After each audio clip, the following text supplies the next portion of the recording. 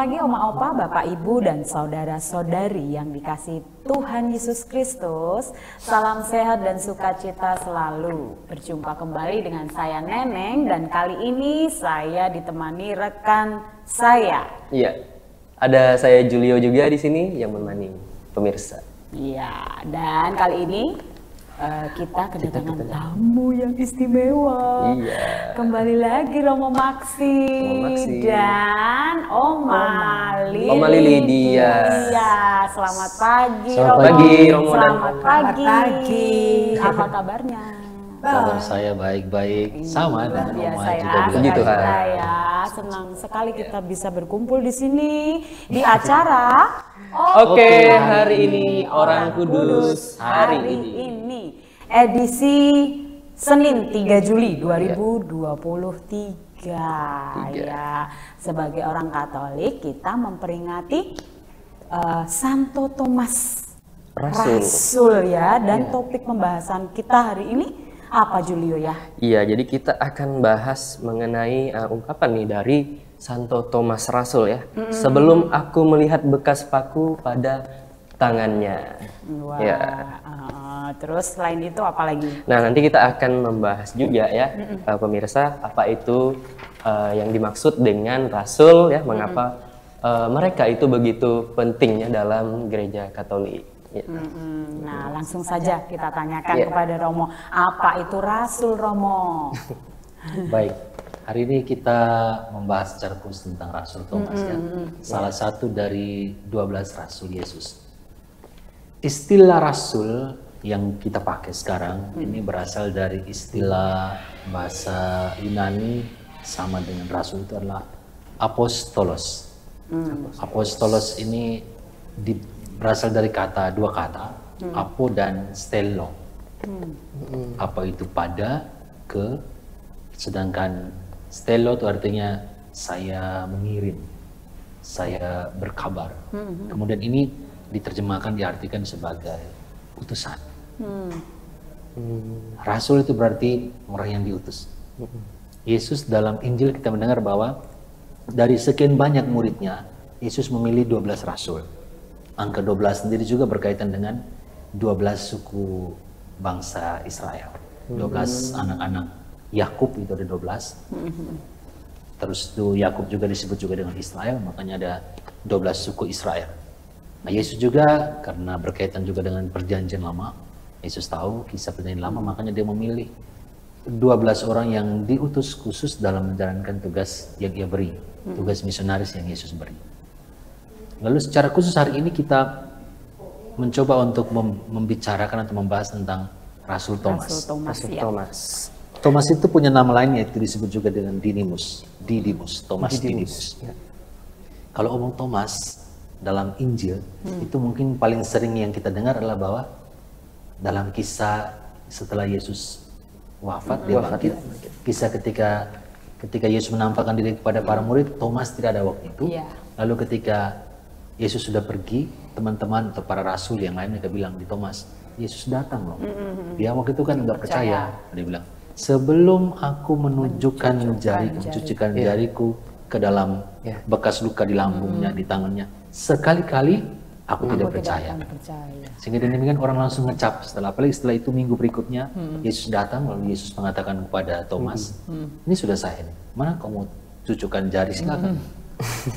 Dari situ biasanya kita punya kesan yang dalam tanda kutip agak negatif, sedikit merendahkan gitu Thomas, bahwa dia menunjukkan sikap iman yang kurang percaya.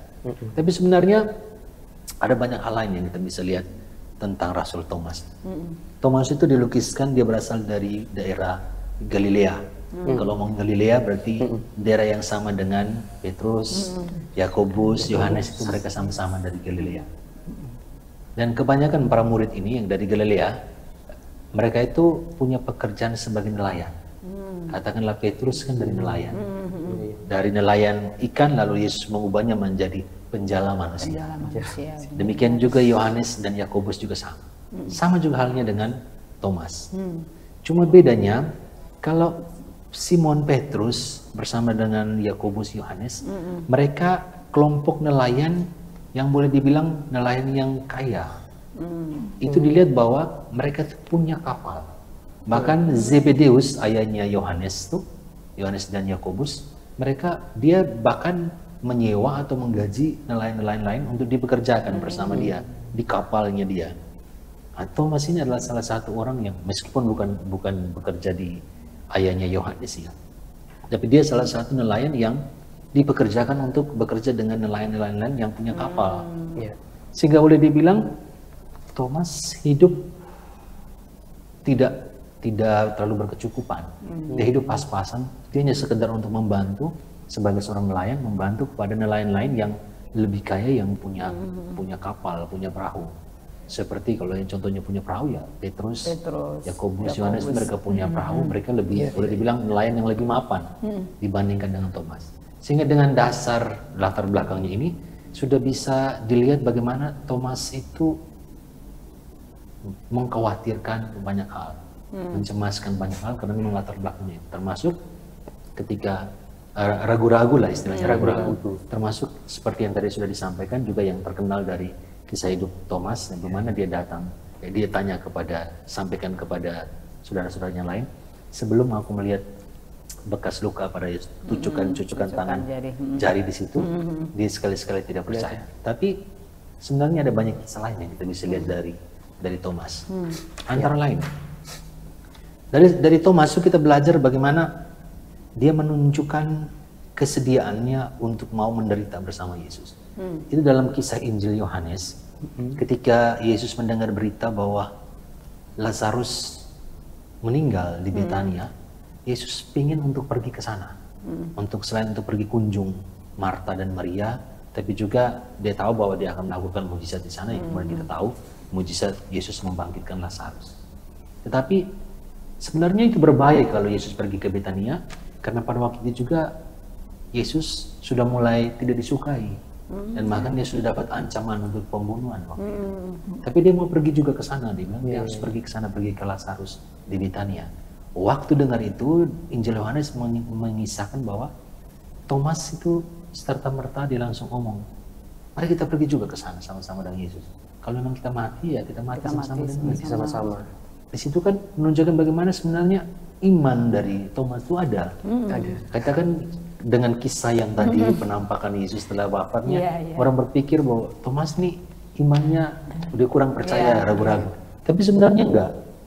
Sebenarnya Thomas itu juga dalam kisah-kisah yang lain yang kita bisa baca dalam Injil, dia menunjukkan yang kepedulian bahwa dia bukan saja tidak punya iman. Boleh jadi orang menilai itu sebagai sikap kritisnya Thomas. Karena dengan itu kita juga belajar bahwa Thomas itu orang yang kritis, bahwa memang sebelum saya lihat sebelumnya sekali-sekali saya tidak percaya. Meskipun di sisi lain kita bisa lihat bahwa itu imannya kurang. Tapi di sisi lain bisa dilihat bahwa dia kritis untuk mau, saya lihat dulu baru saya yakin, saya percaya. Tapi kalau soal bilang iman, jadi iman, buktinya itu dia bilang, kita harus pergi sama-sama nih, kalaupun mati di sana tidak apa-apa. Kita mati bersama-sama dengan dia. Juga dari Thomas juga kita bisa belajar di mana dalam kisah yang lain, ketika Yesus dalam perjamuan malam terakhir memberikan banyak petuah, nasihat, pesan-pesan terakhir, bahkan juga berdoa kepada para muridnya, Yesus pernah menyampaikan bahwa mereka harus pergi ke tempat di mana dia akan pergi.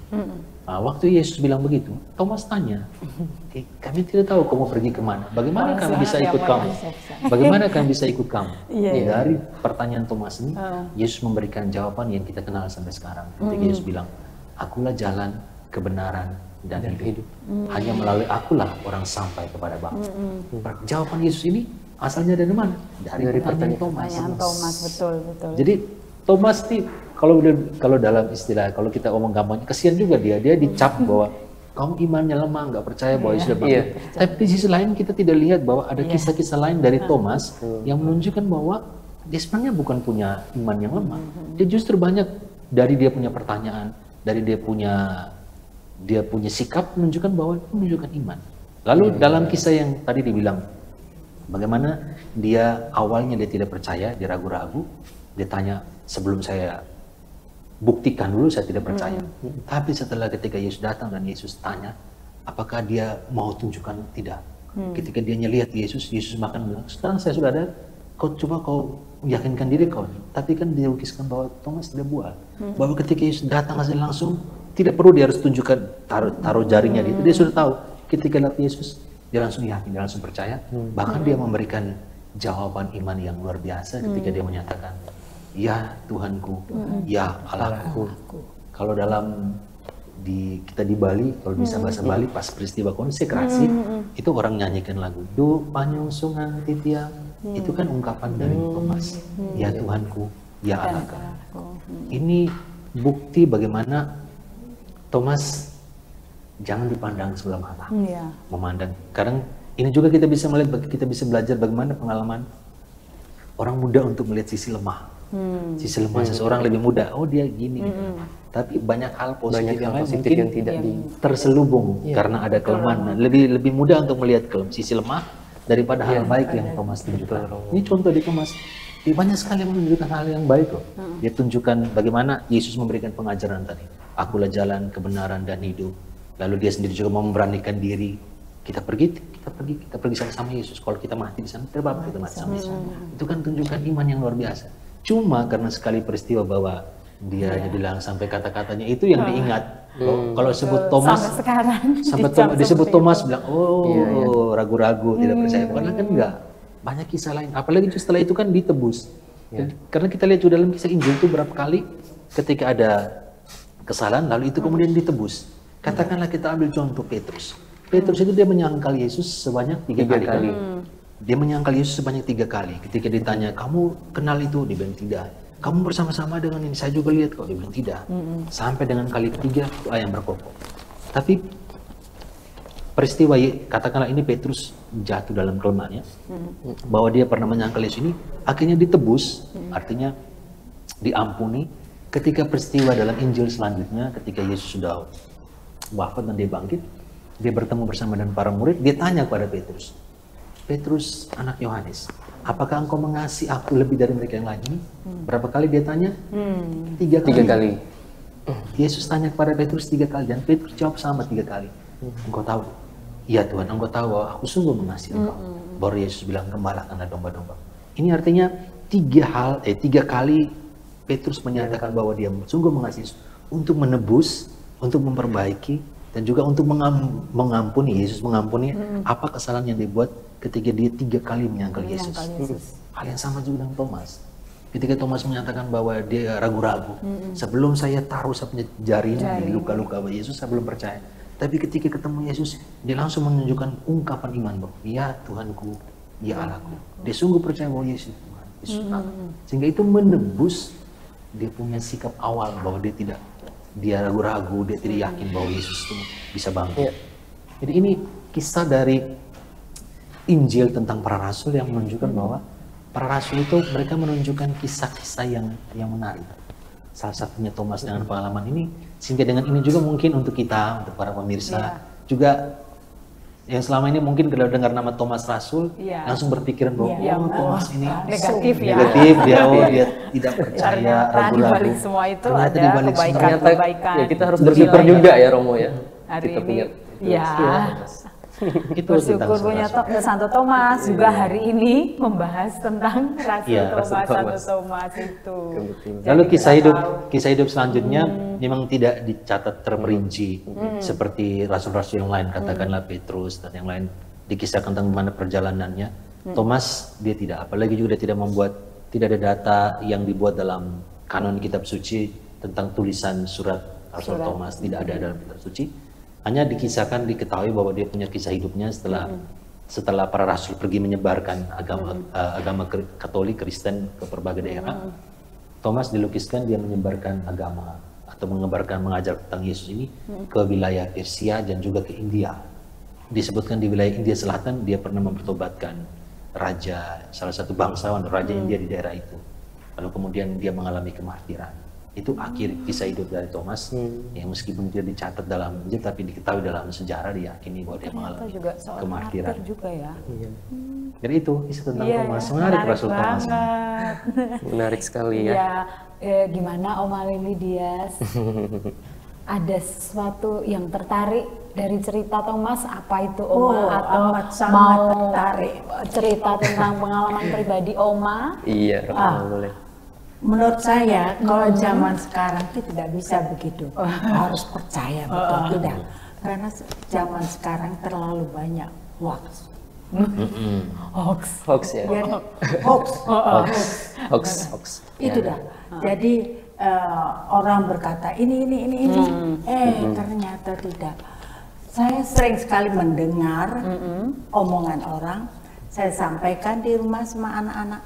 Mana aja, Mama jangan terlalu percaya. Iya. Kalau belum menyaksikan kan gitu.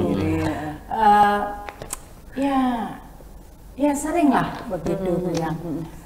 Jadi ya harus tahu, harus tanya kepada si ini, terus tanya kepada Tanya si si ini, tanya benar si atau tidak. Harus kritis itu namanya.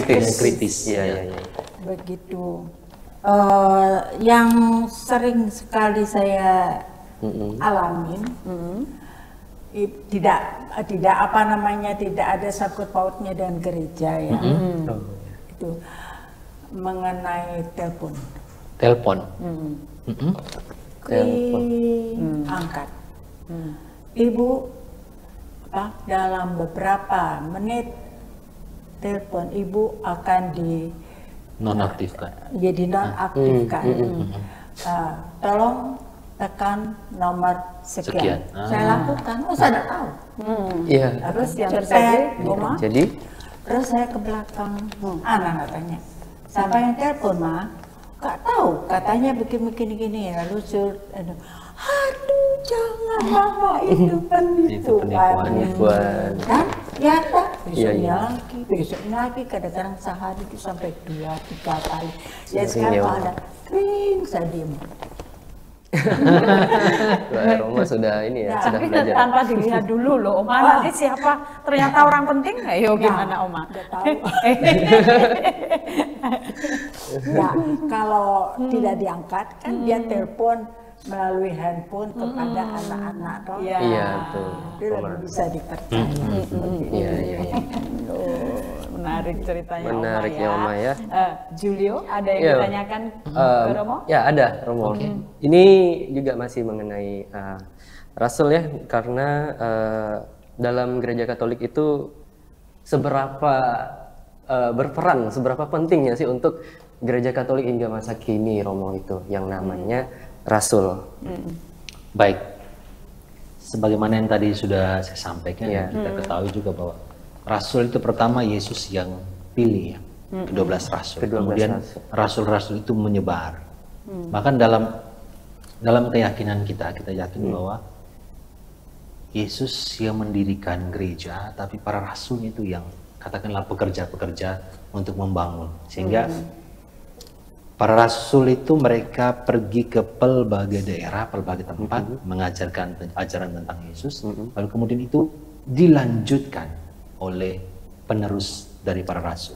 Siapa penerus para rasul? Kalau zaman sekarang penerus para rasul itu berarti dalam diri Romo. uskup atau Paus ya. uskup atau paus. Iya. Romo enggak? Romo juga. Romo juga, tapi istilahnya kalau tindakan kerasulan itu juga dibuat oleh kita semua. Tindakan merasul, menjadi orang yang diutus untuk menyampaikan kabar tentang Yesus, semua kita termasuk Romo. Tapi tugas kerasulan ini peran penting sebagai rasul, sebagai katakanlah mereka kan tingkatannya lebih tinggi dari murid-murid yang dipilih dan diutus. Untuk zaman sekarang ini rasul itu ada dalam diri uskup atau paus. Apalagi paus, karena Rasul Petrus itu pertama dia menjadi pemimpin dari para rasul, sehingga dia diteruskan oleh paus zaman sekarang. Kalau melihat tentang peran pentingnya, penting bahwa dulu gereja ini bisa berdiri ada karena para rasul itu yang pergi bermisi ke pelbagai daerah, ke pelbagai tempat, sampai kemudian membangun kehidupan gereja dengan tantangan, dengan kesulitan, bahkan dikejar-kejar, dianiaya, disiksa, dan bahkan dibunuh pada zaman kemartiran, abad-abad awal kehidupan menggereja. Untuk zaman-zaman kemartiran banyak sekali yang mengalami. Tapi itu semua bisa terjadi karena para rasul yang berkarya. Dan kemudian itu diteruskan sampai dengan zaman kita sekarang para rasul itu dimengerti atau bisa dilihat dalam figur uskup atau paus. Ya. Terima kasih Romo, sangat jelas sekali ya Mbok ya penjelasan dari Romo tentang rasul ini. Mungkin untuk semua rangkaian pembahasan kita ini bisa kita tutup ya mungkin dengan doa dari Romo ya. Mari kita berdoa. Dalam nama Bapa dan Putra dan Roh Kudus. Amin. Allah Bapa di surga, kami berterima kasih dan senantiasa memuji, meluhurkan kebaikan yang kami terima berupa perhatian, kasih, dan juga anugerah rahmat yang Kau limpahkan kepada kami.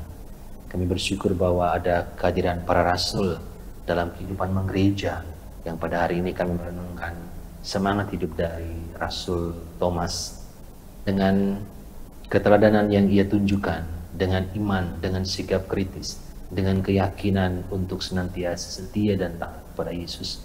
Ia menunjukkan dan mengajarkan kami untuk boleh bersikap kritis tetapi senantiasa berpegang dalam keyakinan iman akan Yesus Kristus Putra. Semoga keteladanan Rasul Thomas dan seluruh rasul dengan semangat kerasulan untuk mewartakan tentang Yesus juga boleh kami tumbuhkan dalam diri kami masing-masing, sehingga dengan demikian kami boleh memiliki semangat kerasulan menyebarkan apa yang Yesus ajarkan ke pelbagai orang, ke pelbagai tempat di mana kami berada. Doa dan permohonan ini ya Tuhan kami haturkan kepadamu dengan pengantaran Kristus Tuhan kami. Amin. Kemuliaan kepada Bapa dan Putra dan Roh Kudus seperti pada permulaan, sekarang, selalu, dan sepanjang segala abad. Amin. Dalam nama Bapa dan Putra dan Roh Kudus. Amin. Terima kasih Romo. Sama-sama. Terima kasih Romo, terima kasih Oma juga ya, Oma Lili. Silakan ditutup. Oke, ya itu tadi pembahasan kita hari ini ya pemirsa, Oma Opa dan Bapak Ibu serta saudara-saudari. Mudah-mudahan bisa menambah wawasan kita juga ya tentang kerasulan ya, terutama karya-karya kerasulan. Untuk seterusnya juga kita bisa meneladani nih bagaimana sifat atau cara kita ya, dengan cara kita masing-masing kita menjadi rasul tersebut ya. Dan untuk edisi selanjutnya tenang saja pemirsa, karena kita masih ada pembahasan-pembahasan menarik lainnya ya di program kita pastinya. Oke hari ini Orang Kudus hari ini. Jangan lupa like, komen, dan subscribe. Kita bertemu di kesempatan yang selanjutnya. Dadah. Bye. Orang Kudus.